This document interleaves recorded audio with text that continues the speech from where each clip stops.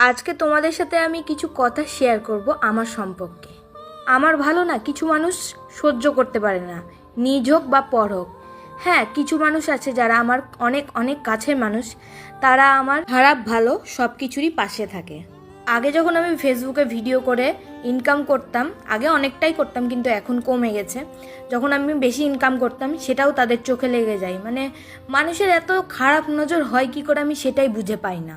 আমার যারা কাছের মানুষ তারা আমার খুশিতেই খুশি হয়, আর যারা আমাকে সহ্য করতে পারে না, আমার যতই ভালো হোক না কেন, তারা কোনো সময়ই খুশি হয় না। তাদের সাথে সম্পর্ক ভালো রাখার আমার আগাগোড়াই ইচ্ছে ছিল না, কারণ তারা প্রথম থেকেই আমার ভালো সহ্য করতে পারতো না। আমার কোনো কিছু ভালো হলেই তাদের মনে গা জ্বালাপালা হয়ে উঠতো। তো এখন ভদ্রতার সম্মানের খাতিরে তাদের সাথে সম্পর্কটা টিকিয়ে রেখেছি আর ভালো রেখেছি। আমার সামনে তারা এত ভালো করে কথা বলে, মনে হবে আমি যেন তাদের জান প্রাণ সব কিছু। কিন্তু